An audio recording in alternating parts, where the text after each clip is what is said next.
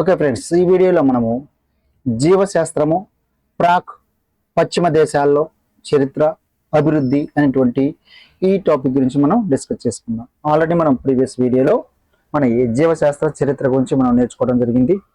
ఓకేనా?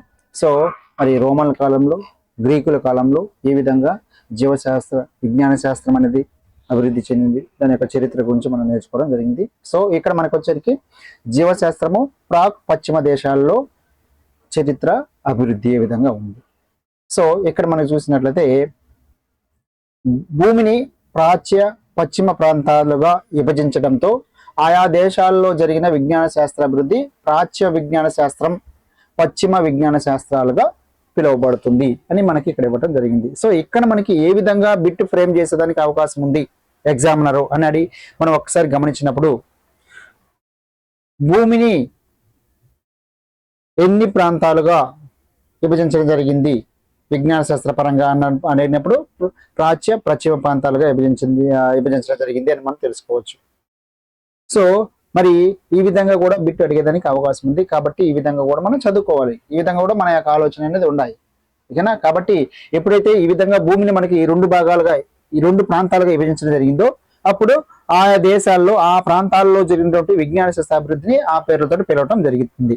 సో ప్రాచ్య ప్రాంతంలో జరిగేటువంటి విజ్ఞాన శాస్త్ర అభివృద్ధిని ప్రాచ్య విజ్ఞాన శాస్త్రం అని, అదేవిధంగా పశ్చిమ ప్రాంతాలలో జరిగేటువంటి విజ్ఞాన శాస్త్ర అభివృద్ధిని పశ్చిమ విజ్ఞాన శాస్త్ర అభివృద్ధిగా మనం చెప్పుకోవడం జరుగుతుంది. ఓకేనా? ఈ విధంగా మనకి భూమిని ఈ విధంగా ఈ ప్రాంతాలుగా విభజించడం జరిగింది అని మనం తెలుసుకోవచ్చు. రైట్. సో అసలు ప్రాచ్య ప్రాంతం అంటే ఏమిటి, లేదా ప్రాక్ ప్రాంతం అంటే ఏమిటి? సో ఇక్కడ చూడండి, భూమి మీద ఆసియా ఖండం కావచ్చు, దక్షిణ తీరం కావచ్చు, దాని దక్షిణ తీరం కావచ్చు, పర్షియన్ ప్రాంతం కావచ్చు, గల్ఫ్, భారత ఉపఖండం, చైనా, మలేషియా మొదలైనటువంటి ఈ ప్రాంతాలన్నింటినీ కలిపి మనము ప్రాచ్య ప్రాంతంగా విభజించడం జరిగిందండి. సో ఎగ్జామినర్ ఇక్కడ బిట్ ఏ విధంగా ఫ్రేమ్ చేసేదానికి అవకాశం ఉంది. ఈ క్రింది వాటిలో ప్రాచ్య ప్రాంతాలుగా పిలువబడే ప్రాంతాలు ఏవి, ఏ ప్రాంతాలను కలిపి ప్రాచ్య ప్రాంతాలుగా పిలుస్తారు అని మనకి వీటన్నిటి కూడా ఇచ్చేదానికి అవకాశం ఉంది. వాటన్నిటి కూడా మనం గుర్తుపెట్టాలి. లేదా ఈ క్రింది వాటిలో ప్రాచ్య ప్రాంతం కానిటువంటి ప్రాంతం ఏది, లేదా ప్రదేశం ఏది, లేదా దేశం ఏది అని అడిగడానికి కూడా అవకాశం అనేది ఉంది. ఓకేనా? అప్పుడు కూడా మనం గుర్తుపెట్టుకోవాలి. కాబట్టి ప్రాచ్య ప్రాంతంగా మనకి ఆసియా ఖండాన్ని, దాని దక్షిణ తీర ప్రాంతాన్ని, అదేవిధంగా పర్షియన్ తూర్పు ప్రాంతం, గల్ఫ్, భారత ఉపఖండం, చైనా, మలేషియా మొదలైనటువంటి ప్రాంతాలన్నింటినీ కలిపి మనం ప్రాచ్య ప్రాంతంగా చెప్పుకోవచ్చు. సో ఈ ప్రాంతాల్లో జరిగినటువంటి విజ్ఞాన శాస్త్ర అభివృద్ధిని ప్రాచ్య విజ్ఞాన శాస్త్రంగా చెప్పుకోవడం జరుగుతుంది. ఓకే. సో మరి ఈ ప్రాచ్య ప్రాంతంలో విజ్ఞాన శాస్త్ర పరంగా అభివృద్ధి కొద్దిగా చైనాలోను, అరబ్బు దేశాల్లోనూ సాధించడం జరిగిందండి. మిగతా ప్రాంతాల్లో కన్నా మనకి ఈ ప్రాచ్య ప్రాంతంలో ఉన్నటువంటి చైనాలోను, అరబ్బు దేశాల్లో మనకి విజ్ఞాన శాస్త్ర పరంగా కొంత అభివృద్ధి సాధించడం జరిగిందని మనం చెప్పుకోవచ్చు. మిగతా దేశాలంటే వీటిలోనే మనకి. నెక్స్ట్ చూడండి, ఇంకొక వెరీ వెరీ ఇంపార్టెంట్ బిట్ ఇక్కడ, విజ్ఞాన శాస్త్ర అభివృద్ధి ప్రపంచంలో మొట్టమొదట భారతదేశంలోనే ప్రారంభమైందని మనం చెప్పుకోవచ్చు. ఓకేనా? సో విజ్ఞాన శాస్త్ర అభివృద్ధి ప్రపంచంలో మొట్టమొదటగా ఈ దేశంలో ప్రారంభమైంది అని అడిగేదానికి అవకాశం ఉంది. కాబట్టి ఏ దేశంలో అంటే భారతదేశంలో మనం గుర్తించాలి. వెరీ వెరీ ఇంపార్టెంట్ బిట్ అండి. ఈ బిట్ ని కూడా మనం నోట్ చేసుకోవాలి. రైట్. సో భారతదేశంలో పరాయి పాలనలో మరికొన్ని కారణాల వల్ల అభివృద్ధి క్షీణించింది. ఒకప్పుడు దశ దిశలు పెరిగిన భారతీయ విజ్ఞాన శాస్త్రం పశ్చిమ ప్రాంతాలకు వ్యాపించి అక్కడ ఇంకా అభివృద్ధి చెంది తిరిగి భారతదేశానికి ప్రవేశించడం జరిగింది. సో విజ్ఞాన శాస్త్ర అభివృద్ధి ప్రపంచంలో మొట్టమొదటిగా భారతదేశంలోనే ప్రారంభమైందని చెప్పుకోవచ్చు. సో అలా ప్రారంభమైన తర్వాత మనం పరాదేశ పాలన అంటే మనకి బ్రిటిష్ వారు రావటం వల్ల దాని ఫలితంగా కొంత మనకి ఈ విజ్ఞాన శాస్త్ర అభివృద్ధి అనేది క్షీణించింది, తగ్గిపోయింది. ఓకేనా? కానీ ఇది వరకు ప్రపంచంలో అన్ని దేశాలు దశ దిశలు పెరిగిన భారతీయ విజ్ఞాన శాస్త్రం పశ్చిమ ప్రాంతాలకు కూడా వ్యాపించింది. ఈ ప్రాచ్య ప్రాంతాలకే కాకుండా పశ్చిమ ప్రాంతాల్లో కూడా వ్యాపించి అక్కడ ఇంకా అభివృద్ధి చెంది తిరిగి మళ్ళీ ఇప్పుడు మన భారతదేశంలోకి ప్రవేశించడం జరిగింది. ఓకేనా? కాబట్టి మనకి విజ్ఞాన శాస్త్ర అభివృద్ధి అనేది ప్రపంచంలో మొట్టమొదటిగా భారతదేశంలోనే ప్రారంభమైంది అని మనం చెప్పుకోవచ్చు. రైట్. సో ఇక్కడ మనకి భూమిని ఎన్ని ప్రాంతాలుగా, ఇది విజ్ఞాన శాస్త్ర పరంగా భూమిని ఎన్ని ప్రాంతాలుగా విభజించారని కూడా అడిగేదానికి అవకాశం ఉంది. అదేవిధంగా ప్రాచ్య ప్రాంతంలో ఏ ప్రాంతాలను కలిపి ప్రాచ్య ప్రాంతాలుగా పిలుస్తారు అని అడిగేదానికి అవకాశం ఉంది. నెక్స్ట్ విజ్ఞాన శాస్త్ర అభివృద్ధిలో ప్రపంచంలో మొట్టమొదటిగా ప్రారంభమైంది ఏ దేశంలో అని కూడా అడిగేదానికి అవకాశం ఉంది. రైట్. సో నెక్స్ట్, పాశ్చాత్య ప్రాంత దేశాలలో విజ్ఞాన శాస్త్ర అభివృద్ధి ఏ విధంగా జరిగింది చూడండి. ఈజిప్షియన్లు వైద్య శాస్త్రం, గణితం, ఇంజనీరింగ్లో ఎక్కువ ప్రతిభ చూపించారండి. ఈజిప్ట్ దేశానికి చెందినటువంటి ఈజిప్షియన్లు వైద్య శాస్త్రంలోను, మెడికల్లోను, మ్యాథమెటిక్స్లోను, ఇంజనీరింగ్లోను ఎక్కువ ప్రతిభ చూపించారు. వీరు ఏ దేశాలకు, ఏ ప్రాంతానికి చెందిన వారు అంటే ఈ పాశ్చాత్య ప్రాంతానికి చెందిన. మరి 365 రోజుల క్యాలెండర్ను తయారు చేశారు. సౌర గడియారము, నీటి గడియారం తయారు చేసిన ఘనత కూడా వీరిది. అంటే ఈ ఈజిప్ట్ దేశానికి చెందిన శాస్త్రవేత్తలు వైద్యం, గణితం, ఇంజనీరింగ్ లో ఎక్కువ ప్రతిభ చూపించారు. వీటితో పాటుగా 365 రోజుల క్యాలెండర్ను కూడా తయారు చేశారండి. ఈ క్రింది వాటిలో 365 రోజుల క్యాలెండర్ తయారు చేసినటువంటి వారు ఎవరు అంటే ఈజిప్షియన్లు. ఏ ప్రాంతానికి చెందిన వారు అంటే పాశ్చాత్య ప్రాంతానికి చెందినటువంటి వారు. ఓకే. సౌర గడియారము, నీటి గడియారం తయారు చేసిన ఘనత వీరికి చెందుతుంది అని అడిగినప్పుడు ఈజిప్షియన్లను మనం ఇక్కడ గుర్తించుకోవాలి. సో ఈ విధంగా ఇక్కడ మనకి ఉన్నటువంటి ఈ 1.5 లైన్లో మనకి 3 బిట్లు అడిగేదానికి అవకాశం ఉంది. ఇది ఒక బిట్ అడిగేదానికి అవకాశం ఉంది, ఇక్కడ ఒక బిట్ అడిగేదానికి అవకాశం ఉంది, ఇక్కడ ఒక బిట్ కూడా అడిగేదానికి అవకాశం అనేది ఉంటుంది. రైట్. సో నెక్స్ట్ మనకి చైనా వారికి వచ్చినట్లయితే, చైనీయులు ముఖ్యంగా చూడండి, చైనీయులు ఇక్కడ వచ్చరికి ఖగోళ శాస్త్రం, రసాయన శాస్త్రం, వైద్య శాస్త్రం అభివృద్ధి చేశారు. ఓకేనా. సో చైనా దేశం వారు ఈ శాస్త్రాలను అభివృద్ధి చేశారు. ఈ క్రింది శాస్త్రాలను అభివృద్ధి చేశారు అని అడిగినప్పుడు ఖగోళ శాస్త్రం, రసాయన శాస్త్రం, వైద్య శాస్త్రాలను అభివృద్ధి చేశారు. చైనీయులు ఏ ప్రాంతానికి, భూమి మీద ఏ ప్రాంతానికి చెందినవారు అంటే పాశ్చాత్య ప్రాంతానికి లేదా ప్రాక్ ప్రాంతానికి చెందినవారు. రైట్. వైద్య శాస్త్రంలో ప్రత్యేక పద్ధతులను కనుగొన్నారు. వైద్య శాస్త్రంలో ప్రత్యేక పద్ధతులను కనుగొన్న వారు ఎవరంటే చైనీయులు. గణితంలోను, రాయటంలోను ప్రత్యేక శైలిని సంతరించుకున్నారు. ఇక్కడ కూడా మనకి 3 బిట్లు అడిగేదానికి అవకాశం ఉందండి. ఒక్కో బిట్టు మనం రాసుకోవాలి, బిట్ రూపంలో రాసుకోవాలి మనం. ఓకేనా. ఇంకా మీకు బెటర్గా మీరు ఏ విధంగా ప్రిపేర్ చేసుకుంటారు అంటే మల్టిపుల్ చాయిస్ క్వశ్చన్స్ కాకుండా ఫిల్ ఇన్ ద బ్లాంక్స్ రూపంలో మనకు రాసుకోండి. 1 వర్డ్ ఆన్సర్స్ అంటాం. Fill in the blanks. చూడండి, డాష్ వారు ఖగోళ శాస్త్రం, రసాయన శాస్త్రం, వైద్య శాస్త్రం అభివృద్ధి సాధించారు అని ఫిల్ ఇన్ ద బ్లాంక్స్ రాసి దానికి ఎదురుగా ఫిల్ ఇన్ ద బ్లాంక్ ఎదురుగా ఫిల్ ఇన్ ద మనకి చైనీయులు రాసుకోండి. లేదా 1 వర్డ్. సో ఈ మనకి ఖగోళ శాస్త్రం, రసాయన శాస్త్రం, వైద్య శాస్త్రం అభివృద్ధి చేసిన వారు, మరి పక్కనే చైనీయులను రాసుకోండి. ఇలా మనకి ఫిల్ ఇన్ ద బ్లాంక్స్ కానీ 1 వర్డ్ క్వశ్చన్స్ కానీ మన రూపంలో రాసుకున్నట్లయితే మనకి బాగా గుర్తుంటుంది. ఎందుకంటే మనం ఏంటంటే ఆప్షన్స్ చూసుకొని, కొంతమంది ఏం చేస్తారంటే ఆప్షన్స్ చూసుకొని వాటిలో ఎంచుకోవడం జరుగుతుంది. అలా ఉండకూడదు. క్వశ్చన్ చూడగానే మన మైండ్లోకి ఆన్సర్ కరెక్ట్గా వచ్చేసేయాలి.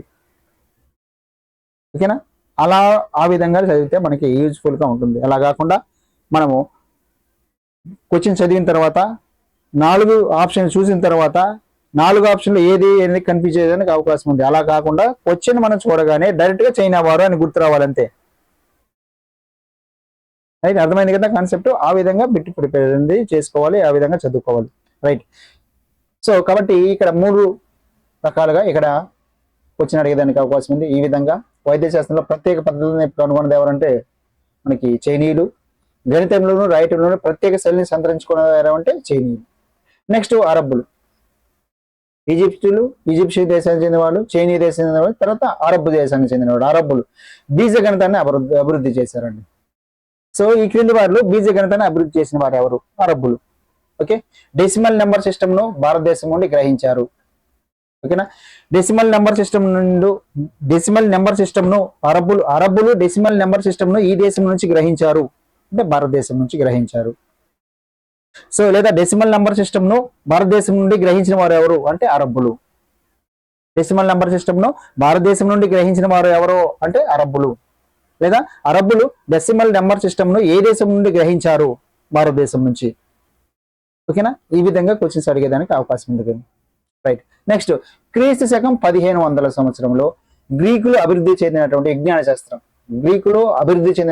విజ్ఞాన శాస్త్రం మానవ అభివృద్ధిలో సాధించిన స్వర్ణయుగంగా చెప్పుకోవచ్చండి. రైట్. ఇది ఒక బిట్. ఈ దేశంలో లేదా ఈ ప్రాంతంలో అభివృద్ధి చెందిన విజ్ఞాన శాస్త్రం మానవ అభివృద్ధిలో సాధించిన స్వర్ణయుగంగా భావిస్తారు అంటే గ్రీకులు. ఏ కాలంలో అనేది క్రీస్తు శకం 1500 సంవత్సరం. క్రీస్తు శకం 1500 సంవత్సరం కాలం అని గుర్తుపెట్టుకోవాలి. ఇక్కడ కాలం గుర్తుపెట్టుకోవాలి, ఆ ప్రదేశం గ్రీక్ అని గుర్తుపెట్టుకోవాలి. ఈ విధంగా కూడా మనం గుర్తుపెట్టుకోవాలి. నెక్స్ట్, గ్రీకు శాస్త్రవేత్తల్లో మొదటి వాడైన లివిస్. చూడండి, గ్రీకు శాస్త్రవేత్తలో మొదటి వాడు ఎవరు అని అడుగుతుంటారు. ఈ కింది వాడిలో గ్రీకు శాస్త్రవేత్తలో మొదటి వాడు ఎవరు? లివిస్. రైట్. సో గ్రీకు శాస్త్రవేత్తల్లో మొదటి వాడైనటువంటి లివిస్ స్థావర విద్యుత్తును కనుగొన్నాడు. బేస్ ఎలక్ట్రిసిటీ, స్థావర విద్యుత్తును కనుగొన్నాడు. ఓకేనా? మరి ఇక్కడ చూడండి ఏ విధంగా బిట్ ఫ్రేమ్ చేసేదానికి అవకాశం ఉంది అంటే, గ్రీకు శాస్త్రవేత్తలో మొట్టమొదటి శాస్త్రవేత్త ఎవడు అంటే లివిస్ అని చెప్పుకోవాలి. ఓకే, గ్రీకు శాస్త్రవేత్తలో మొట్టమొదటి వాడైనటువంటి లివిస్ దీన్ని కనుగొన్నాడు, ఈ క్రింది దాన్ని కనుగొన్నాడు అన్నప్పుడు స్థావర విద్యుత్తును కనుగొన్నాడు అనుకుంటాం. లేదా లివిస్ స్థావర విద్యుత్తును కనుగొన్న వ్యక్తి ఏ దేశానికి చెందినటువంటి వ్యక్తి అంటే, లివిస్ ఈ దేశానికి చెందినటువంటి శాస్త్రవేత్త అన్నప్పుడు గ్రీకు శాస్త్రవేత్తను మనం గుర్తించాలి. స్థావర విద్యుత్ కనుగొన్నటువంటి లివిస్ ఈ దేశానికి చెందినటువంటి శాస్త్రవేత్త, గ్రీకు దేశానికి చెందినటువంటి శాస్త్రవేత్త. కాబట్టి ఇక్కడ గ్రీకు దేశానికి చెందినటువంటి లివిస్ మొట్టమొదటి శాస్త్రవేత్త అని చెప్పుకోవచ్చు. ఈయన స్థావర విద్యుత్తును కనుగొన్నాడు. నెక్స్ట్ యూక్లిడ్, ఆర్కిమిడిస్, టాల్మీ మొదలైన వారు కూడా మనకి గ్రీకులో ప్రముఖమైనటువంటి శాస్త్రవేత్తలుగా మనం చెప్పుకోవడం జరుగుతుంది. ఓకేనా? ఇప్పటి వరకు మనం చూసుకున్నట్లయితే పాశ్చాత్య ప్రాంతంలో ఈజిప్షియన్ల గురించి చదువుకున్నాం, చైనీయుల గురించి చదువుకున్నాం, అరబుల గురించి చదువుకున్నాం, గ్రీకుల గురించి చదువుకోవడం జరిగింది. రైట్. నెక్స్ట్ మనకి ఇప్పుడు మన భారతదేశం గురించి చూద్దాం. మన భారతదేశంలో విజ్ఞాన శాస్త్రం అనేది ఏ విధంగా అభివృద్ధి చెందింది, దాన్ని విజ్ఞాన శాస్త్రాన్ని అభివృద్ధి పరచడానికి ఏ శాస్త్రవేత్తలు ఏ విధంగా కృషి చేశారో అనే దాని గురించి మనం డిస్కస్ చేసుకుందాం. సో భారతదేశం ప్రపంచానికి చూడండి గణిత, ఖగోళ, వైద్య శాస్త్రాల్లో ఇంకా వ్యవసాయ వాస్తు శాస్త్రాల్లో అపారమైన జ్ఞానాన్ని ఆ కాలంలోనే పంచిపెట్టింది. ఓకేనా? చూడండి, ఈ దేశం ప్రపంచానికి గణిత, ఖగోళ, వైద్య శాస్త్రాల్లో, వ్యవసాయం మరియు వాస్తు శాస్త్రంలో అపారమైన జ్ఞానాన్ని ప్రపంచానికి అందించింది ఏంటి అంటే భారతదేశం. ఇన్ని శాస్త్రాల్లో ఈ శాస్త్రాల్లో ఉన్నటువంటి జ్ఞానాన్ని అంతటి కూడా ప్రపంచానికి అందించినటువంటి దేశం ఏదంటే మన భారతదేశమే. ఖగోళ శాస్త్రం, గణిత శాస్త్రం, వైద్య శాస్త్రం, వ్యవసాయ శాస్త్రం, వాస్తు శాస్త్రం. రైట్. సో క్రీస్తు పూర్వం 400 సంవత్సరం చూడండి, వేదాలు అనేవి ఉన్నాయి, ఋగ్వేదం అని. ఓకేనా? క్రీస్తు పూర్వం 400 సంవత్సరం క్రితం నాటి ఋగ్వేదము, వేదాలు ఉన్నాయి 4 వేదాలు. ఋగ్వేదంలో వ్యాధులు, వీటిని తగ్గించే మూలకాలను గురించి వివరించడం జరిగింది. ఓకేనా? ఖచ్చితంగా మనకి బిట్టు అడగాలనుకుంటే ఈ భారతదేశంలో జరిగినటువంటి విజ్ఞాన శాస్త్ర అభివృద్ధి నుంచే అడిగేదానికి అవకాశం ఎక్కువగా ఉన్నాయండి. ఓకేనా?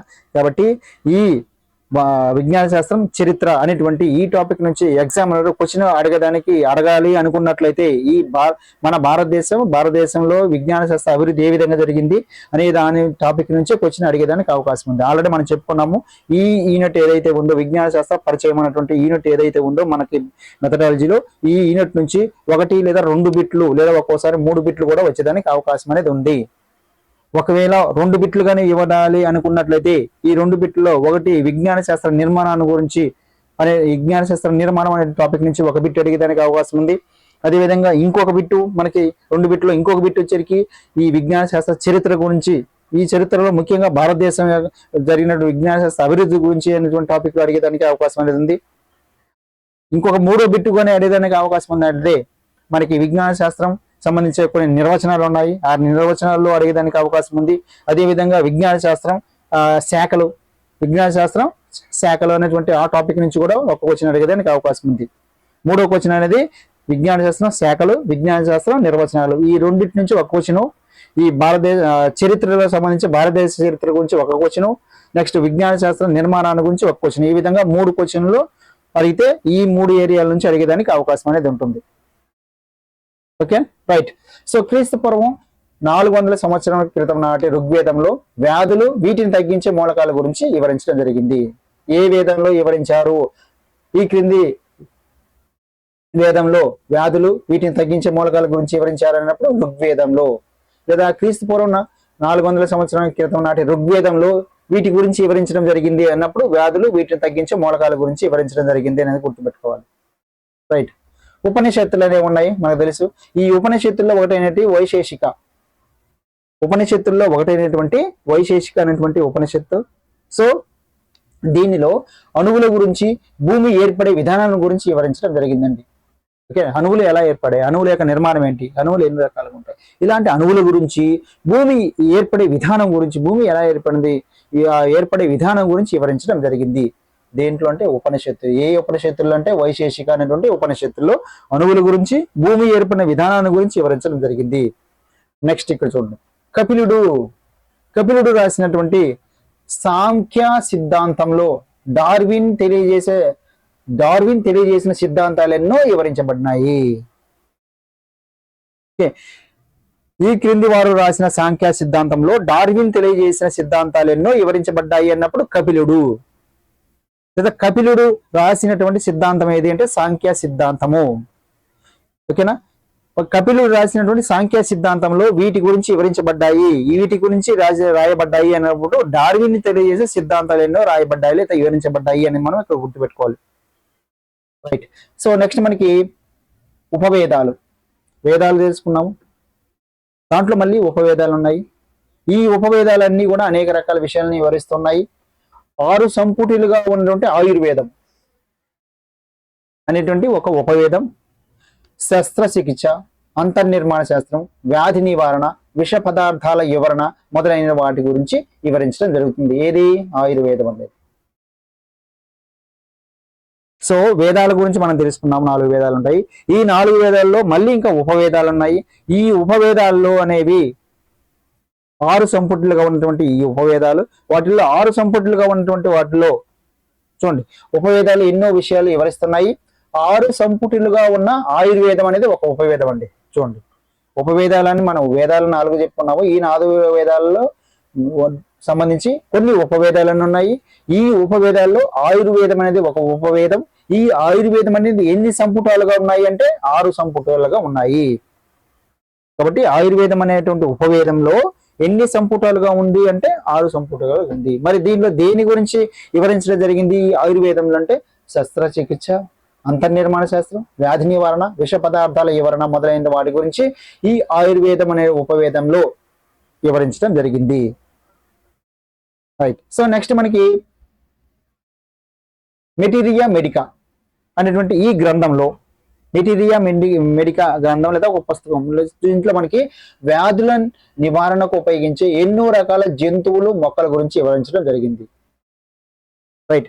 ఈ క్రింది గ్రంథం లేదా ఈ క్రింది ఇవ్వబడిన పుస్తకంలో వ్యాధుల నివారణకు ఉపయోగపడి లేదా వ్యాధుల నివారణకు ఉపయోగించే ఎన్నో రకాల జంతువులను, మొక్కల గురించి వివరించారు అన్నప్పుడు మెటీరియా మెడికా అనేటువంటి గ్రంథం లేదా అనే పుస్తకంలో. ఓకే. సో నెక్స్ట్ మనకి 1 మినిట్. నెక్స్ట్ శస్త్రచికిత్సలో కూడా నైపుణ్యత సాధించారు. ముఖ్యంగా సుశ్రుతుడు, మనందరికి కూడా తెలిసినటువంటి శాస్త్రవేత్త, ఈ సుశ్రుత సంహిత అనేటువంటి గ్రంథాన్ని రచించాడు. మరి ఈ సుశ్రుత సంహిత అనేటువంటి ఈ గ్రంథంలో సిజేరియన్, ప్లాస్టిక్ సర్జరీ వంటి అంశాల గురించి చర్చించాడండి. Caesarean, plastic surgery. రైట్. సుశ్రుతుడు రచించిన గ్రంథం ఏది కింది వాటి సుశ్రుత సంహిత అంటాను. సుశ్రుతుడు రచించినటువంటి గ్రంథమైనటువంటి సుశ్రుత సంహితలో వీటి గురించి చర్చించారు అన్నప్పుడు సిజేరియన్, ప్లాస్టిక్ సర్జరీ అని గుర్తించాలి. లేదా సిజేరియన్, ప్లాస్టిక్ సర్జరీ వంటి అంశాలను ఈ క్రింది గ్రంథంలో వివరించారు లేదా చర్చించారు అన్నప్పుడు సుశ్రుత సంహితలో అని గుర్తించాలి. ఏ విధంగా క్వశ్చన్ అడిగేదానికి అవకాశం ఉంది. ఒకదాన్ని మనకి 2-3 విధాలుగా అడిగేదానికి అవకాశం ఉంది. కాబట్టి ఎన్ని విధాలుగా అడుగుతాడో అన్ని విధాలుగా మనం క్వశ్చన్ రాసుకోవాలి. అప్పుడే మనకు క్వశ్చన్ మిస్ కాకుండా ఉంటుంది. త్వరగా చదివేసి మనం దీన్ని అనుకుంటాం, పేజీ ఓపెన్ చేయగానే చాలా సింపుల్ గా ఉంటుంది, ఏముంది ఇక్కడ గుర్తుపెట్టుకునేది, జస్ట్ మనకి అర్థం కానిది ఏమి ఉండదు, మనం చదువుకుంటా పోతే మనకి ఈజీగా గుర్తుపడతాం అనుకుంటాం. సో అలా కాదండి. ఈ బుక్ మొత్తం కూడా మనకి ఇచ్చినప్పుడు క్వశ్చన్ మొత్తం టెక్స్ట్ బుక్ అంతా కలిపి మన క్వశ్చన్స్ ఫ్రేమ్ చేసి ఇచ్చినప్పుడు మనకు ఖచ్చితంగా కన్ఫ్యూజన్ అవుతుంది. మనకి చాలా మంది శాస్త్రవేత్తలు ఉన్నారు, ఎవరేం చేశారనేది మనకి ఖచ్చితంగా మనకి స్ట్రైక్ అవ్వాలి. క్వశ్చన్ చూసినప్పుడు కన్ఫ్యూజన్ రాకూడదు, స్ట్రైక్ అవ్వాలి ఖచ్చితంగా. రైట్ ఆన్సర్ స్ట్రైక్ అయితేనే మనకు పెట్టగలం. కన్ఫ్యూజన్ గానీ ఏర్పడిందా, లేకపోతే 4 ఆప్షన్లో మనం చూసి సెలెక్ట్ చేసుకుందాం అనేటువంటి ఆలోచన వచ్చిందంటే ఖచ్చితంగా మనం రాంగ్ సెలెక్షన్ చేసుకోవడం జరుగుతుంది. అలా కాదు, నేను ఇందాక చెప్పినట్టుగా మీకు ఖచ్చితంగా మనకి మల్టిపుల్ చాయిస్ కాకుండా only fill in the blanks రూపంలో మీరు చదువుకోండి, లేదా వన్ వర్డ్ క్వశ్చన్స్ రూపంలో చదువుకోండి, మీకు అర్థమవుతుంది. రైట్. సుశ్రుతుడు రచించిన గ్రంథం ఏది? సుశ్రుత సంహిత. దానికి 4 ఆప్షన్లు పెట్టుకోకూడదు, ఒకే ఆన్సర్ మనకు స్ట్రైక్ అవ్వాలంతే, కరెక్ట్ ఆన్సర్. ఆ ఆన్సర్ ఏ ఆప్షన్ లో ఉంది అనేది మాత్రం మనం ఎతుకులాడుకోగలదు. 4లో ఉందా, 3లో ఉందా, 1లో ఉందా, 2లో ఉందా అని మాత్రమే ఎతుకులాడుకొని ఆ ఆప్షన్ మనం గుర్తుపెట్టాలి, ఆప్షన్ పెట్టుకోవాలి. కానీ ఆప్షన్ చూసి మనం సెలెక్ట్ చేయకూడదు ఆన్సర్ అనేది. అలా ఆన్సర్లు చూసి మనం సెలెక్ట్ చేసినామంటే ఖచ్చితంగా మనకు కన్ఫ్యూజన్ వచ్చేస్తే క్వశ్చన్ అనేది మిస్ అవుతుంది. రైట్. నెక్స్ట్ భారతదేశంలో మొదటిసారిగా సంఖ్యలలో జీరోను వాడటం జరిగిందండి. సో భారతదేశంలో మొట్టమొదటిసారిగా సంఖ్యలో జీరో వాడకాన్ని ప్రవేశపెట్టింది ఎవరంటే భారతదేశంలో సంబంధించినటువంటి వారు. నెక్స్ట్ దశాంశ పద్ధతిని రూపొందించడం గణిత శాస్త్రంలో ఒక గొప్ప విప్లవాత్మకమైన ఘట్టంగా మనం చెప్పుకోవచ్చు. చూడండి, దశాంశ పద్ధతి లేదా సంఖ్యలో జీరో వాడటం అంతా కూడా ఏ దేశం వాళ్ళు కనిపెట్టిందంటే భారతదేశం వాళ్ళే. కాబట్టి గణిత శాస్త్రంలో గొప్ప విప్లవాత్మకమైన ఘట్టం ఏది భారతదేశంలో అంటే దశాంశ పద్ధతిని రూపొందించడం. ఈ క్రింది వారిలో భారతదేశంలో ఒక గొప్ప గణిత శాస్త్రంలో ఒక గొప్ప విప్లవాత్మకమైన ఘట్టంగా చెప్పవచ్చు అంటే దశాంశ పద్ధతిని రూపొందించడం. రైట్. సో నెక్స్ట్ మనకి ఆర్యభట్ట 5 విలువను కనుగొన్నాడు. 5 విలువను కనుగొన్నది ఎవరంటే ఆర్యభట్ట. 5 విలువను 4 దశాంశాల వరకు ఖచ్చితంగా కనుగొన్నాడు వ్యక్తి ఎవరంటే ఆర్యభట్ట. 5 విలువ ఎంత అనేది కూడా అడుగుతుంటాడు. 3.1416. ఓకేనా. 5 విలువ అంటే 3.1416 కూడా గుర్తుపెట్టుకోవాలి. సో ఆర్యభట్ట అనేటువంటి శాస్త్రవేత్త 5 విలువను 4 దశాంశాల వరకు ఖచ్చితంగా కనుగొన్నాడు, లేదా ఆర్యభట్ట 5 విలువను కనుగొన్నాడు.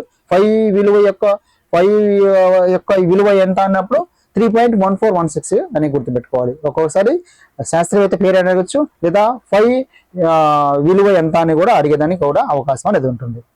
నెక్స్ట్ ఇదే ఆర్యభట్ట మనకి సైన్స్ పట్టిక, కాల విభజన పట్టిక, భూభ్రమణ సిద్ధాంతాలు, ఖగోళ స్థిరాంకాలు, గ్రహాల స్థానాలు కూడా వివరించడం జరిగింది ఆర్యభట్ట.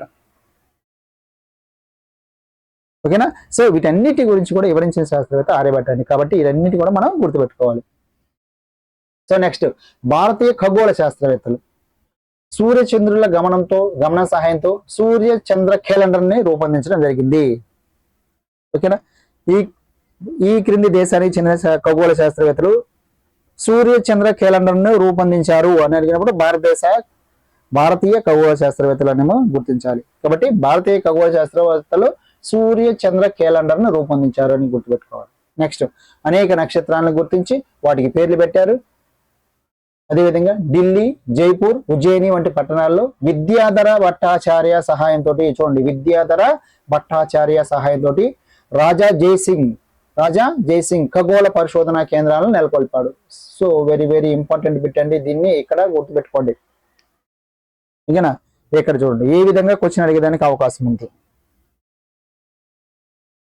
ఢిల్లీ, జైపూర్, ఉజ్జయిని వంటి పట్టణాల్లో ఖగోళ పరిశోధనా కేంద్రాలను నెలకొల్పినటువంటి రాజు ఎవరన్నప్పుడు రాజా జైసింగ్ అంటారు.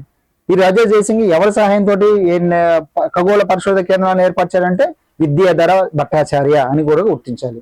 కాబట్టి ఢిల్లీ, జైపూర్, ఉజ్జయిని వంటి పట్టణాల్లో మనకి రాజా జైసింగ్ అటువంటి అప్పుడు ఆ పట్టణాల్లో ఖగోళ పరిశోధన కేంద్రాలను నెలకొల్పారు. అప్పుడు మనకి రాజా జైసింగ్ ఉండటం జరుగుతుంది. ఆ రాజా జైసింగ్ అనేటువంటి వ్యక్తి విద్యాధర భట్టాచార్య అనేటువంటి ఆ వ్యక్తి సహాయంతో ఆ ఢిల్లీ, జైపూర్, ఉజ్జయిని వంటి పట్టణాల్లో ఖగోళ పరిశోధనా కేంద్రాలను నెలకొల్పారు. ఓకే. రైట్. నెక్స్ట్ క్రీస్తు పూర్వం 1500 నాటికి ఆర్యులు విజ్ఞాన శాస్త్ర గనులుగా వెలసిల్లారు. ఓకేనా. ఈ సంవత్సరం నాటికి ఆర్యులు విజ్ఞాన శాస్త్ర గనులుగా వెలసిల్లారు అన్నప్పుడు క్రీస్తు పూర్వం 1500 సంవత్సరాలు. విశ్వ నియమాలు, పంచభూతాలు, సూర్యుని ప్రాముఖ్యత వంటి విషయాలు వివరించగలిగారు ఎవరంటే ఆర్యులు. ఈ క్రింది వారిలో విశ్వ నియమాలు, పంచభూతాలు, సూర్యుని ప్రాముఖ్యత వంటి అనేక అంశాలను వివరించగలిగిన వారు ఎవరు అన్నప్పుడు ఆర్యులు అని గుర్తించాలి. సో ఆర్యులు ఈ విధంగా విశ్వ నియమాల గురించి, విశ్వాన్ని గురించినటువంటి నియమాలు, పంచభూతాల గురించి, సూర్యుని యొక్క ప్రాముఖ్యత గురించి వివరించడం జరిగింది. ఎవరంటే ఆర్యులు మనం గుర్తించాలి. ఏ సంవత్సరం నాటికి అంటే క్రీస్తు పూర్వం 1500 సంవత్సరం నాటికి. నెక్స్ట్ మన గ్రంథాల్లో అనేక చోట్ల సుదూర నక్షత్రాల సన్నివేశాలను నిర్దిష్టంగా పేర్కొనడం కనబడుతుంది. యజుర్వేదము మనం చెప్పుకున్న వేదాల్లో యజుర్వేదం. ఈ యజుర్వేదంలో చూడండి, ఈ యజుర్వేదంలో 27 నక్షత్రాల గురించి వివరించడం జరిగింది. చాలా సింపుల్ క్వశ్చన్. ఎన్ని నక్షత్రాలు యజుర్వేదంలో ఎన్ని నక్షత్రాల గురించి వివరించబడింది అంటే 27 నక్షత్రాల గురించి వివరించబడింది. నెక్స్ట్ శతపథ బ్రాహ్మణం అనేక ఖగోళ విషయాలను వివరించింది. ఓకేనా, భారతదేశంలో అనేక ఖగోళ విషయాలను వివరించింది ఎవరంటే శతపథ బ్రాహ్మణం. రైట్. నెక్స్ట్ విశ్వచంద్ర విరచితమైన వశిష్ఠ సిద్ధాంతంలో ఆకాశం 12 భాగాలుగా విభజించడం అని జరిగింది. చూడండి, ఇది కూడా విశ్వచంద్ర విరచితమైన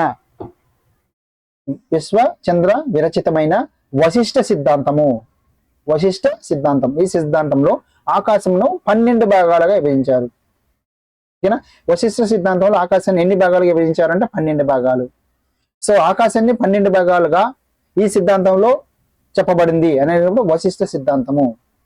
ఓకే, రైట్. నెక్స్ట్ ఋగ్వేదంలో సూర్యుని సంవత్సర కాల పరిమితిని 12 ఊచల చక్రంగా వివరించబడింది. ఋగ్వేదంలో, ఏ వేదంలో? ఋగ్వేదంలో. యజుర్వేదంలో నక్షత్రాల గురించి ఎన్ని నక్షత్రాల గురించి వివరించారంటే 27 నక్షత్రాలు. ఓకేనా, ఋగ్వేదంలో సూర్యుని సంవత్సర కాల పరిమితిని, అంటే సూర్యుడు తన కాల పరిమితి, ఒక సంవత్సర కాలంలో తిరిగేటువంటి కాల పరిమితి 12 ఊచల చక్రంగా వివరించబడింది. దేంట్లో అంటే ఋగ్వేదంలో. అథర్వణ వేదంలో 5 సంవత్సరాలకి ఒకసారి వచ్చే 13వ నెల గురించి వివరించడం జరిగింది. ఇది కూడా వెరీ వెరీ ఇంపార్టెంట్. ఈ వేదంలో 5 సంవత్సరాలకి ఒకసారి వచ్చే 13వ నెల గురించి వివరించడం జరిగిందంటే అథర్వణ వేదము. ఓకే, లేదా అథర్వణ వేదంలో వీటి గురించి వివరించడం జరిగింది అంటే 5 సంవత్సరాలకు ఒకసారి వచ్చే 13వ నెల గురించి వివరించడం జరిగింది, లేదా 13వ నెల గురించి వివరించడం జరిగింది అని కూడా మనం ఇక్కడ గుర్తుపెట్టుకోవాలి. చూడండి, యజుర్వేదంలో 27 నక్షత్రాల గురించి వివరించారు. వశిష్ఠ సిద్ధాంతంలో ఆకాశం 12 భాగాలుగా విభజించినట్లు చెప్పబడింది. ఋగ్వేదంలో సూర్యుని సంవత్సర కాల పరిమితి 12 ఊసల చక్రంగా అంటే 12 నెలలుగా వివరించడం జరిగింది. అథర్వణ వేదంలో 5 సంవత్సరాలకు వచ్చే 13వ నెలని గురించి వివరించడం జరిగింది. రైట్. సో నెక్స్ట్ మనకి నాగార్జునుడు, సిద్ధ నాగార్జునుడు అంటాం. సో ఈయన రాసినటువంటి గ్రంథం రసరత్నాకర. మరి ఈ రసరత్నాకర అనేటువంటి దీనిలో స్వేదనం, విశ్లేషణం, ఉత్పతనం, లోహ సంగ్రహణ విధానం వంటి ప్రక్రియలు, వాటికి కావలసిన పరికరాల గురించి వివరించడం జరిగింది. ఓకేనా. సో ఈ క్రింది భారతీయ శాస్త్రవేత్త స్వేదనం, ఉత్పతనం, లోహ సంగ్రహ విధానం వంటి ప్రక్రియలు, వాటికి కావలసిన పరికరాల గురించి వివరించారు అంటే సిద్ధ నాగార్జునుడు. ఏ గ్రంథంలో వివరించడం అంటే రసరత్నాకర. అంటే నాగార్జునుడు రాసినటువంటి గ్రంథం రసరత్నాకర. ఈ రసరత్నాకర అంటే గ్రంథంలో వీటి గురించి, ఈ ప్రక్రియల గురించి, ఆ ప్రక్రియలకు కావలసినటువంటి పరికరాల గురించి వివరించడం జరిగింది. నెక్స్ట్ దేనిలో రసరత్నాకరలో ఎర్రని, నల్లని మెర్క్యూరిక్ సల్ఫేట్ల గురించి కూడా వివరణలు ఉన్నాయి. ఓకేనా, రసరత్నాకర అనే దాంట్లోనే ఎర్రగా ఉండేటువంటి, నల్లగా ఉండేటువంటి మెర్క్యూరిక్ సల్ఫేట్ గురించి కూడా వివరణలు అనేవి ఉన్నాయి కూడా మనం చెప్పుకోవచ్చు. కాబట్టి ఇక్కడ ఎర్రని, నల్లని మెర్క్యూరిక్ సల్ఫేట్ గురించి వివరించినటువంటి శాస్త్రవేత్త ఎవరంటే నాగార్జునుడు. ఏ గ్రంథంలో వివరించారంటే రసరత్నాకర. నెక్స్ట్ చరకుడు రాసినటువంటి గ్రంథం చరక సంహిత. దీనిలో మూత్రపిండాల, చర్మ వ్యాధుల రోగ నిర్ధారణ విధానాలు ఉన్నాయండి. చరక సంహితలో ఏమేమి ఉన్నాయి అంటే మూత్రపిండాల, చర్మ వ్యాధుల రోగ నిర్ధారణ విధానాలు ఉన్నాయి. నెక్స్ట్ వాత, పిత, శ్లేష్మ దోషాల పరంగా వచ్చేటువంటి రోగ నిర్ధారణ చేయటం, వాటికి అనుగుణంగా ఔషధ ధాతువులు నిర్ణయించడంలో చరకుడు ప్రసిద్ధి. ఇంకా అనేక వ్యాధులకు నివారణోపాయాలను చరకుడు ఈ గ్రంథంలో వివరించడం జరిగింది. సో ఇదంతా కూడా మనకి చరకుడికి సంబంధించినటువంటి, ఇదంతా కూడా నాగార్జునుడికి సంబంధించినటువంటి మనకి పారాగ్రాఫ్. ఓకేనా, చరకుడు చరక సంహిత రాశాడు. ఈ గ్రంథంలో మూత్రపిండాల, చర్మ వ్యాధుల రోగ నిర్ధారణ విధానాలు ఉన్నాయండి. రోగాలను నిర్ధారించటం. ఓకేనా, రోగాలను నయం చేయడానికి నిర్ధారించటం. మూత్రపిండాల, చర్మ వ్యాధుల రోగ నిర్ధారణ విధానం దీంట్లో చరక సంహితలో ఎవరు రాశారు? చరకుడు రాశాడు. ఓకేనా. వాత పిత్త శ్లేష్మ దోషాల పరంగా రోగ నిర్ధారణ చేయడం జరిగింది. ఏ విధంగా రోగ నిర్ధారణ చేశాడు? ఓకేనా, ఈ చరకుడు ఏ విధంగా రోగ నిర్ధారణ చేశాడంటే వాత పిత శ్లేష్మ దోషాల పరంగా వీటిని ఆధారంగా చేసుకొని రోగాన్ని నిర్ధారణ చేయడం జరిగింది. లేదా చూడండి, వాత పిత శ్లేష్మ దోషాల పరంగా రోగ నిర్ధారణ చేసినటువంటి వ్యక్తి ఎవరంటే చరకుడు. ఓకేనా, ఈ విధంగా నిర్ధారణ విధానాలని ఏ గ్రంథాలు రచించబడ్డాయి అంటే చరకుడు రాసినటువంటి చరక సంహితలు. సో వాటికి అనుగుణంగానే అంటే ఈ వ్యాధులకు అనుగుణంగానే ఔషధాలు తయారు చేయడం, ఔషధ ధాతువులను నిర్ణయించడంలో కూడా చరకుడు ప్రసిద్ధి చెందడం జరిగింది. ఓకే, నిర్ధారణ విధానాల ద్వారా నిర్ధారించాడు. నిర్ధారించిన తర్వాత వాటిని ఏం చేయాలి? ఆ వ్యాధులను నయం చేయాలి. ఆ వ్యాధులను నయం చేయాలంటే వాటికి ఔషధాలు కనుగొనాలి. ఈ విధంగా వాటికి అనుగుణంగా ఔషధ ధాతువులను, ఓకేనా, ఔషధాలు తయారు చేయడానికి ఉపయోగించేటువంటి మూల పదార్థాలు వాటిని ధాతువులు అంటాము. దొరుకుతాయి మనకి. ఆ ఔషధ ధాతువులను నిర్ణయించడంలో చరకుడు ప్రసిద్ధి. ఓకేనా, ఇక్కడ ఏమని అడుగుతాడు? సింపుల్ గా ఈ క్రింది భారతీయ శాస్త్రవేత్త ఔషధ ధాతువులను నిర్ణయించడంలో ప్రసిద్ధి చెందినటువంటి వ్యక్తి ఎవరైనప్పుడు చరకుడు అని మనం గుర్తించాలి. ఇంకా అనేక వ్యాధులకు నివారణ ఉపయోగాలు చరకుడు ఈ గ్రంథంలో వివరించాడు. అనేక వ్యాధులకు నివారణ ఉపయోగాలు సూచించిన వ్యక్తి ఎవరు అంటే చరకుడు. ఏ గ్రంథంలో సూచించాడు అనేటప్పుడు మనకి చరక సంహితలో సూచించాడు అని మనం గుర్తుపెట్టుకోవాలి. ప్రతిదీ కూడా బిట్ రూపంలో చదువుకోవాలండి. ఊర చదువుకొని వెళ్ళిపోవడం వల్ల ఎన్నిసార్లు చదివినా మనకు ఉపయోగం లేదు. ఓకేనా, 20 సార్లు చదివినా 30 సార్లు చదివినా మనకి ఉపయోగం లేదు. చదువుతుంటే మనకు అర్థమవుతుంది, వచ్చినట్టే ఉంటుంది. సో చాలా సింపుల్ అనుకుంటాము. సో దాని నుంచి క్వశ్చన్ అడిగినప్పుడు మనం పెట్టగలగాలి. అలా పెట్టలేనప్పుడు మనం ఎన్నిసార్లు చదివితే లాభం ఏంటి చెప్పండి. కాబట్టి మనకి ప్రతిదీ కూడా బిట్ రూపంలో రాసుకోవాలి. ఆ బిట్ రూపంలో రాసుకున్న తర్వాత ప్రతిదీ మనం గుర్తుంచుకోవాలి. రైట్. నెక్స్ట్ సుశ్రుతుడు. చరకుడు అయిపోయాడు, నాగార్జున అయిపోయాడు. ఓకే, చరకుడు అయిపోయాడు. నెక్స్ట్ సుశ్రుతుడు. సుశ్రుతుడు శస్త్రచికిత్స ప్రారంభమైంది. ఈ వ్యక్తితోటే, ఈ సుశ్రుతుడితోటే శస్త్రచికిత్స అనేది ప్రారంభమైంది అని చెప్పుకోవచ్చు. భారతదేశంలో శస్త్రచికిత్స ఈ శస్త్రవేత్త ప్రారంభమైంది అన్నప్పుడు సుశ్రుతుడితోటి ప్రారంభమైంది. సుశ్రుత సంహితలో రెటీనా, హెర్నియా, సిజేరియన్, ప్లాస్టిక్ సర్జరీకి కావాల్సిన పరికరాలు వివరాలనే ఉన్నాయి. ఓకే, ఇక్కడ వచ్చేరికి పై దాన్ని చూసుకున్నది చరకుడు చరక సంహిత రాశాడు, సుశ్రుతుడు సుశ్రుత సంహిత రాశాడు. ఓకే, ఈ సుశ్రుత సంహితలో ఏమున్నాయి, వేటి గురించి వివరాలు ఉన్నాయి అంటే రెటీనా, హెర్నియా, సిజేరియన్, ప్లాస్టిక్ సర్జరీలకు కావలసిన పరికరాల వివరాలని ఉన్నాయి. దేంటంటే సుశ్రుత సంహిత అని గుర్తుపెట్టుకోవాలి. ఇక్కడ సంహితలు మళ్ళీ సుశ్రుత సంహిత అవుతాడు, శరక సంహిత అవుతాడు. అదేవిధంగా మనకి రసరత్నాకర అని ఇవ్వడం జరుగుతుంది. ఇలా గ్రంథాలు వాళ్ళు రాసిన గ్రంథాలన్నీ కూడా ఇచ్చినప్పుడు మనకు కన్ఫ్యూజ్ అవుతుంది దేనికి అనేది. ఇక్కడ మనకి ఈజీగా సుశ్రుత సుసంహిత, శరకుడు శరక సంహిత, నాగార్జునుడు రసరత్నాకర. ఓకే, ఇవన్నీ కూడా మనకి ఎవరు రాశారు అని అడిగినప్పుడు సింపుల్ గా గుర్తుంటాం. కానీ ఆ గ్రంథంలో వేటి గురించి వివరించారు అనేది మనం అడిగినప్పుడు కొంచెం కన్ఫ్యూజన్ ఏర్పడడానికి అవకాశం ఉంది. కాబట్టి మనం ఏం చేయాలి, శాస్త్రవేత్త వాళ్ళు రాసిన గ్రంథము, ఆ గ్రంథంలో దేని గురించి వాళ్ళు వివరించారు అనేది కూడా మనకి ఇంపార్టెంట్.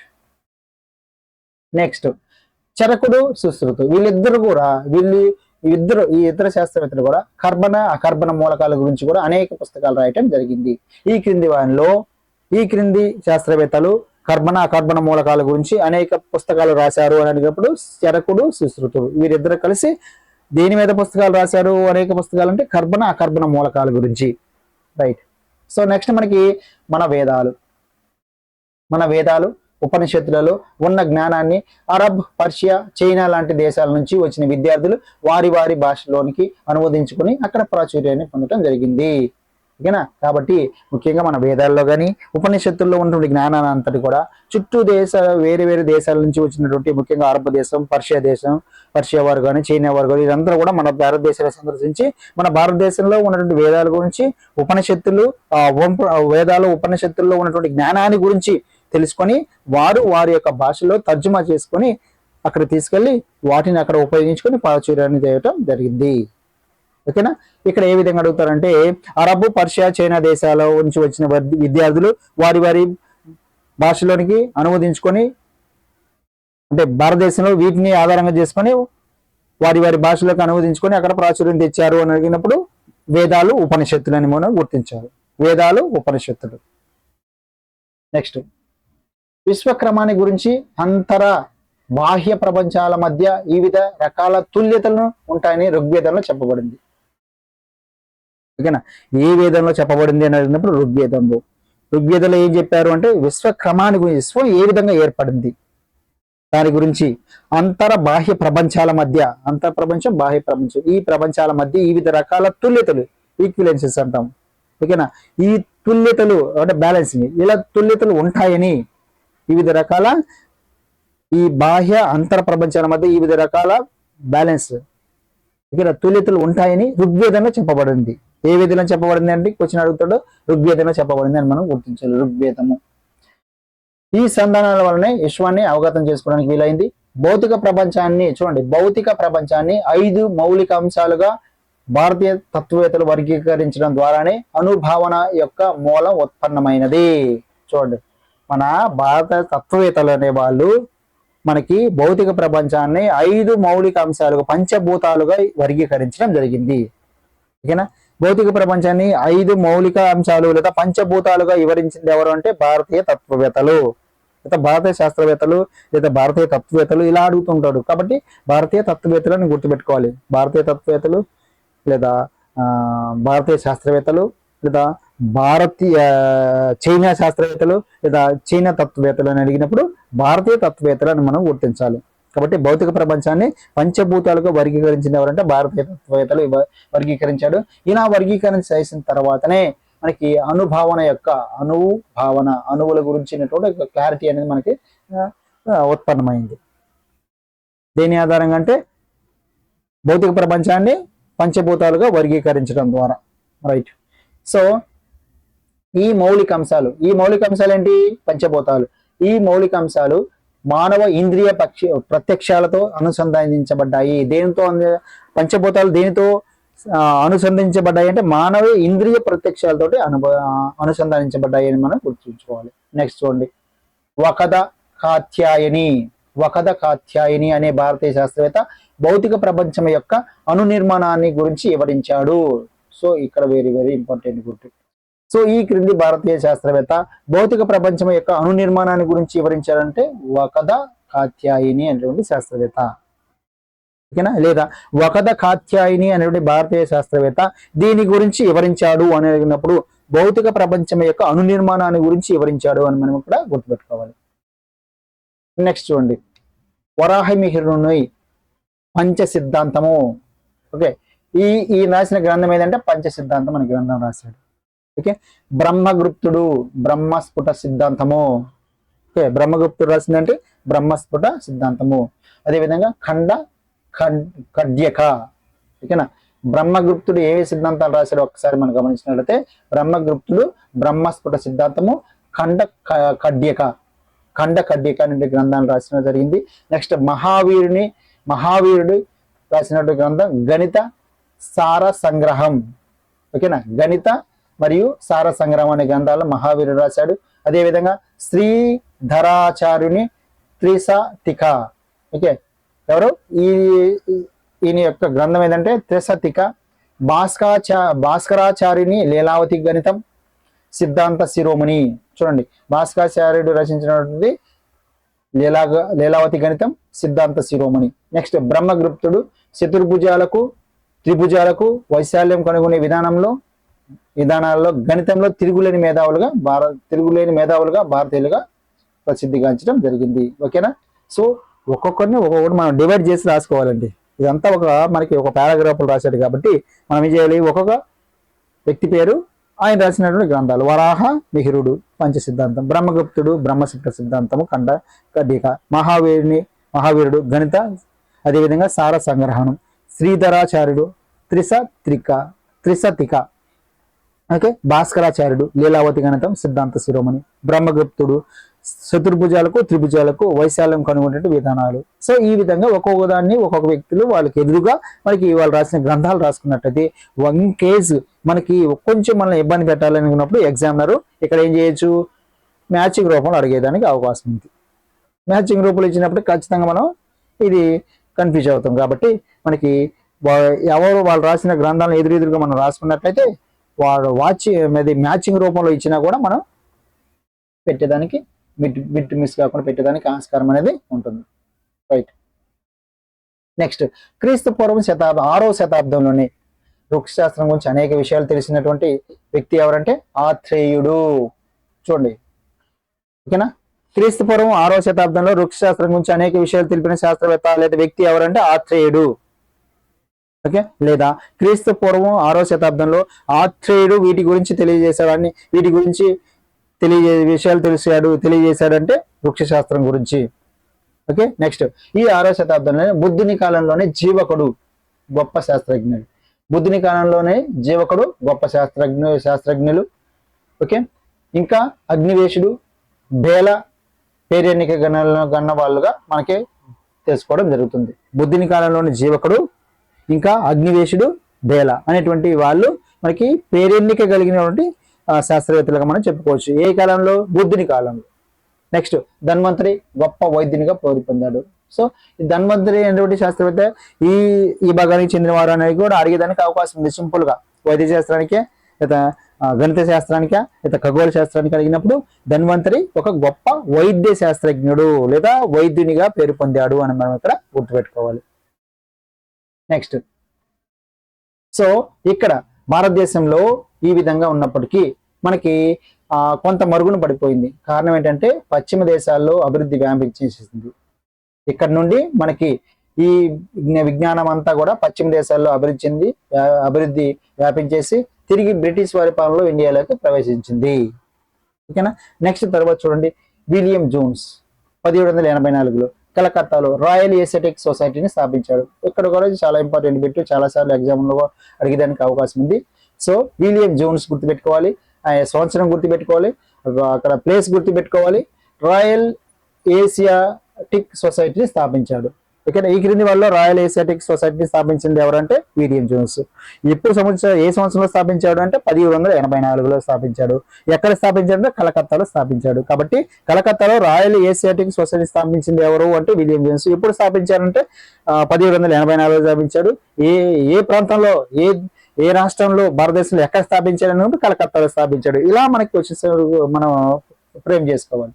నెక్స్ట్ 1687 నుంచి 1887 వరకు చూడండి, 1687 నుంచి 1887 వరకు గల కాలం భౌతిక శాస్త్ర యాంత్రిక యుగంగా పిలువబడిందండి. సో ఇది వెరీ వెరీ ఇంపార్టెంట్ బిట్. ఓకేనా.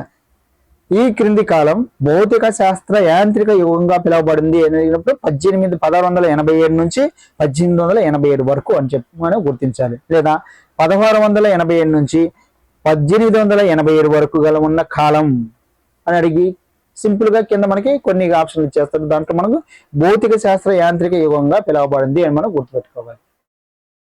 నెక్స్ట్ 1828 యునాని ఆయుర్వేద వైద్యం బోధించడం ప్రారంభమైంది. భారతదేశంలో యునాని ఆయుర్వేద వైద్యం ఎప్పుడు బోధించడం ప్రారంభించారన్నప్పుడు 1828లో. నెక్స్ట్ 1928లో సర్ సివి రామన్ ఆవిష్కరణ రామన్ ఎఫెక్ట్ కనుగొనడం జరిగింది 1928లో. దానికి గాను 1930లో నోబెల్ బహుమతి వచ్చింది. నెక్స్ట్ మనకి సివి రామన్ గురించి. నెక్స్ట్ బ్లాక్ హోల్స్ పై జరిపిన పరిశోధన గాను సుబ్రహ్మణ్యం చంద్రశేఖర్ 1980లో నోబెల్ బహుమతి వచ్చిందండి. ఇదేమో సివి రామన్ గురించి. రామన్ ఎఫెక్ట్ 1928లో సివి రామన్ కనిపెట్టాడు. దానికి గాను 1930లో నోబెల్ బహుమతి వచ్చింది. నెక్స్ట్ సుబ్రహ్మణ్యం చంద్రశేఖర్. ఈ సుబ్రహ్మణ్యం చంద్రశేఖర్ కూడా 1987లో నోబెల్ బహుమతి వచ్చింది. ఎందుకు వచ్చిందంటే బ్లాక్ హోల్స్ పై జరిగినటువంటి పరిశోధన గాను. నెక్స్ట్ భారతీయ అణుశిల్పి హెచ్జే బాబా, రోదసి పితామహుడు Vikram Sarabhai, PC Ray, Jagadish Chandra Bose, JC Bose. Next MS Swaminathan, Shanti Swarup Bhatnagar, Yellapragada Subbarao, Meghnad Saha, Raja Ramanna, J Narlikar, HG Khorana, BP Pal, P Maheshwari లాంటి ఎంతో ప్రముఖమైనటువంటి శాస్త్రవేత్తలంతా కూడా భారతదేశంలో ఉన్నటువంటి వారుగా చెప్పుకోవచ్చు. వీళ్ళందరూ కూడా మనకి పరిచయమే. సో కాబట్టి వీళ్ళందరినీ కూడా మనం గుర్తుపెట్టుకోవాలి. నెక్స్ట్ మనకి చూడండి, సమాచార సాంకేతిక సాంకేతిక రంగాల్లో భారతదేశం మనకు అద్భుతమైన ప్రగతిని ఈనాడు మనం చూస్తున్నాడు. కారణం ఏంటంటే ప్రస్తుతం భారతదేశంలో యువకులందరూ కూడా పట్టుదలతో శ్రమిస్తూ మనకి మళ్ళీ భారతదేశం పూర్వ వైభవాన్ని ఔన్నత్యాన్ని పొందగలుగుతుందని మనం చెప్పుకోవచ్చు. ఓకేనా. సో ఇదంతా కూడా మనకి ప్రాచ్య దేశాలలో జరిగినటువంటి విజ్ఞాన శాస్త్ర చరిత్ర అభివృద్ధి గురించి మనం చేసుకున్నాం. ముఖ్యంగా మనకి ఎగ్జామ్ అడగాలంటే ఇక్కడ ఇప్పుడు చెప్పుకున్నటువంటి ఏదైతే మనకి భారతదేశంలో ఏ విధంగా జరిగిందో అనేటువంటి దాని గురించి అడిగేదానికి ఎక్కువగా అవకాశం అనేది ఉంది. ఎక్కువ ఉందండి, అంతేగాని మిగతా దాంట్లో అడగడం అని మేము చెప్పలేము. దాంట్లో కూడా అడగొచ్చు, దాంట్లో అడగకుండా దీంట్లో అడగాలి అనే రూల్ ఏం లేదు. సో ఎగ్జామ్ అనేది ఇష్టం కాబట్టి మనం ప్రతిదీ చదువుకోవాలి. ప్రతిదీ ఒక లైన్ టు లైన్ ఇదే విధంగా ప్రతిదీ మనం చదువుకోవాలి. కంటెంట్ కావచ్చు, మెథడాలజీ కావచ్చు, మిగతా సైకాలజీ కావచ్చు, ఏదైనా కొంచెం సైకాలజీ మనం అక్కడ వెళ్ళినప్పుడు కొంచెం మనకి అప్లికేషన్ మెథడ్లో అడిగేదానికి అవకాశం ఉంది కాబట్టి కొంచెం దాన్ని డీప్గా చదువుకోవాలి. ఇక్కడైతే మనకి కంటెంట్కి సంబంధించి కానీ లేదా ఈ మెథడాలజీకి సంబంధించి కానీ ఖచ్చితంగా ఉన్నట్టుగా మనం చదువుకోవాలండి.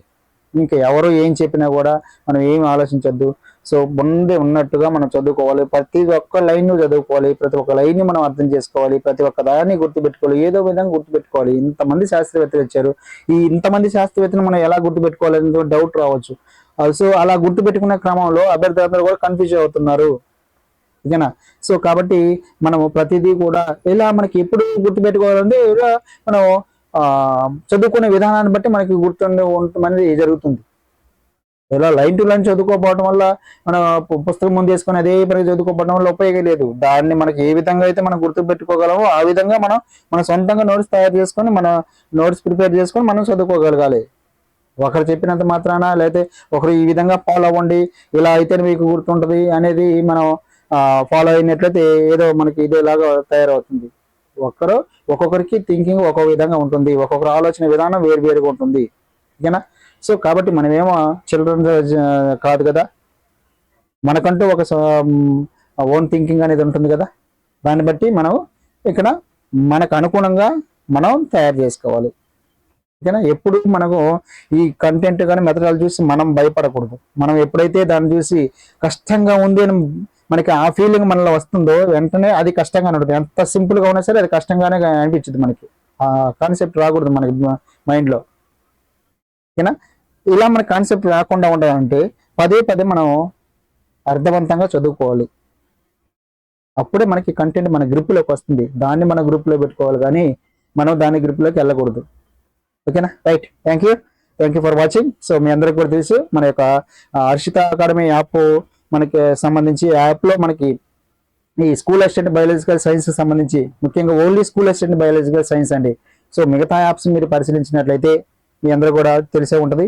సో అందరూ కూడా రకరకాలైన కోర్సులు లాంచ్ చేశారు. ఎస్జిటి కావచ్చు, పీజీటీ కావచ్చు, ఓకేనా, టీజీటీ కావచ్చు, స్కూల్ అసిస్టెంట్ బయాలజీ సైన్స్ కావచ్చు, ఇలా రకరకాలైనటువంటి డిఎస్సిలో రకరకాలైనటువంటి వాటికి సంబంధించి కోర్సులు అన్నీ కూడా లాంచ్ చేశారు, ఓకే. మీ అందరికి కూడా తెలుసు. కానీ మన యొక్క యూట్యూబ్ ఛానల్ కావచ్చు, మన యొక్క అకాడమీ యాప్ కావచ్చు, దీంట్లో ఓన్లీ ఒకే ఒక కోర్స్, ఒకే ఒక సబ్జెక్టు, ఓన్లీ అదే biological science, school assistant biological science. అలా తెలంగాణ వారికి కావచ్చు, ఆంధ్రప్రదేశ్ వారికి కావచ్చు ఉపయోగపడే విధంగా ఏవైతే సిలబస్ ఇచ్చారో మనకి ఆ సిలబస్ని ఆధారంగా చేసుకుని ఓన్లీ ఒకటే ఒక సబ్జెక్ట్న మనం ఒకే ఒక దానికి మాత్రమే మనకు కోచింగ్ అనేది ఇవ్వడం జరుగుతుంది, యూట్యూబ్లో కావచ్చు, అదేవిధంగా మన యొక్క యాప్లో కావచ్చు. సో గమనించండి అభ్యర్థులందరూ కూడా, ఓకేనా. ఒక్కసారి మనకి ఏదన్నా మన బాడీలో ఉన్నటువంటి పార్ట్ ఏదైతే ఉందో, ఫర్ ఎగ్జాంపుల్ మనకు హార్ట్కు సంబంధించినటువంటి మనకి ప్రాబ్లం వచ్చినప్పుడు మనం ఏ డాక్టర్ని కలవాలి? ఎంబీబీఎస్ చేసిన డాక్టర్ని, లేదా అన్ని రకాల జబ్బులకు చూసేటువంటి ఒకే డాక్టర్ని కలిస్తే ఏ విధంగా ఉంటుంది, లేదా దానికి సంబంధించినటువంటి ఒక స్పెషలిస్ట్ డాక్టర్ని కలిస్తే ఎలా ఉంటుంది ఆలోచించండి మీరు, ఓకేనా. కాబట్టి మనం దేని జోనికి వెళ్ళము. ఎస్జిటికి కానీ, టీజీటీకి కానీ, పీజీటీకి కానీ సబ్జెక్ట్ అంతా ఒకే విధంగా ఉన్నా సరే మనం వేరే దానిలోకి మనం ప్రవేశించము, వెళ్ళం కూడా. అందరిలాగా మనం దాంట్లో కాసేపు దీంట్లో కాసేపు దాంట్లో కాలు పెట్టి దీంట్లో కాలు పెట్టి దాన్ని సరిగా చేయక దీన్ని సరిగా చేయక మీకు 100% మేము అందించలేక, ఓకేనా. ఇలా మనకి అలా చేయటం వల్ల మాకు ఉపయోగం ఉండదు, మీకు ఉపయోగం ఉండదు. అభ్యర్థులందరూ కూడా గమనించాలండి. సో మనం ఫస్ట్ నుంచి స్టార్టింగ్ యూట్యూబ్ ఛానల్ చేసిన దగ్గర నుంచి మనమే స్టార్ట్ చేసాము. స్కూల్ అసిస్టెంట్ బయాలజికల్ సైన్స్కి సంబంధించి యూట్యూబ్లో మనమే లెసన్స్ చెప్పడం స్టార్ట్ చేసాం. మీ అందరూ కూడా ఫస్ట్ నుంచి ఫాలో అవుతున్న వారికి మీకు అందరికీ కూడా తెలుసు. నా తర్వాతనే మిగతా వాళ్ళందరూ కూడా స్టార్ట్ చేశారు. కావాలంటే చూసుకోండి, మనం ఎప్పుడు క్లాస్ స్టార్ట్ చేసాము, వాళ్ళు ఎప్పుడు క్లాస్ స్టార్ట్ చేశారు. సో అప్పటి నుంచి ఇప్పటి వరకు కూడా మనం ఒకటే ఒక కోర్సు, అదే స్కూల్ అసిస్టెంట్ బయాలజికల్ సైన్స్. కాబట్టి అభ్యర్థులు గమనించండి ఎవరికి ఏ విధంగా ఇస్తున్నారు. సో పైపైన సోకులు చూసి పైపైన వాటిని చూసి మోసపోవద్దు. సో రకరకాలైన యాప్స్ మనకి అందుబాటులోకి వచ్చాయి, ఓకేనా, రకరకాలైనటువంటి యాడ్లు మనకి రావడం జరుగుతుంది మన అట్రాక్ట్ చేయడానికి. సో అలా అట్రాక్ట్ అయ్యి మనం దాంట్లోకి మనం దిగాలంటే మనకు కావాల్సిన విధంగా లేకపోతే తర్వాత మనం ఇబ్బంది పడాల్సి వచ్చింది. సో డబ్బులు కాదు ఇక్కడ ఇంపార్టెంట్, ఓకేనా. పోతే 4,000 పోతాయి, 5,000 పోతాయి, లేదా 1000 రూపాయలు పోతాయి, 2,000 పోతాయి. సో మళ్ళీ సంపాదించుకోవచ్చు. కానీ ఒకసారి మనకి ఈసారి డిఎస్సి మిస్ అయిందంటే మన పరిస్థితి ఒకసారి అర్థం చేసుకోండి ఎలా ఉంటుందో. ఇన్ని పోస్టులతోటి మళ్ళీ డిఎస్సి వస్తుంది అని మనం చెప్పలేము ఇంకా ఫ్యూచర్లో. ఇదే ఫైనల్ డిఎస్ అనుకోండి, ఇదే మనకి డూ ఆర్ డై లాగా మీరు ప్రయత్నం చేయండి. సో అలాంటి చేసే క్రమంలో మీకు ఈ టైంలో ఒక మంచి గైడ్ కావాలి, ఓకేనా. ఒక మంచి దారిలో నడిపేటువంటి వ్యక్తి మీకు సలహాలు అనేవి అవసరం అవుతుంటాయి. సో మీరు ఆలోచించి మీరు కోర్సుని తీసుకోవాల్సి, ఓకేనా. Thank you for watching.